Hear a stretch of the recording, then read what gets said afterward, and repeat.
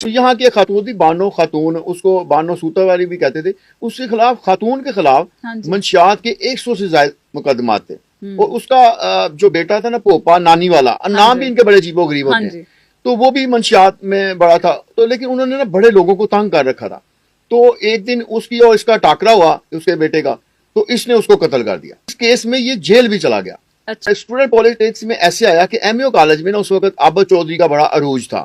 اور اس کی عابد چودھری سے دوستی ہو گئی، اس نے دیکھا کہ میں تو کالج میں داخل نہیں ہو سکتا، تو اس نے ہاسٹل میں جا کے نا عابد چودھری اور اپنے دوستوں کو ملنا شروع کر دیا۔ زیادہ تر اسٹوڈنٹ جو پالیٹکس میں آتے تھے نا وہ ایسے تھے کہ ان کا کوئی تعلق نہیں ہوتا تھا پڑھائی سے، تو عابد چودھری کے کلوز ہونے کی وجہ سے اس کو، کیونکہ وہ عابد چودھری جو تھا وہ نواشی و شباشی گروپ کا تھا،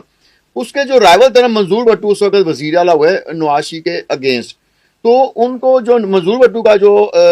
کار خاص سمجھ لیں وہ ارشد امین چودھری تھا، تو یہ اسٹوڈنٹ پالیٹکس میں ایم ایس ایف کے اندر دو گروپ بن گئے، پالیٹکس جو تھی یعنی گروپ ایک تھا ایم ایس ایف،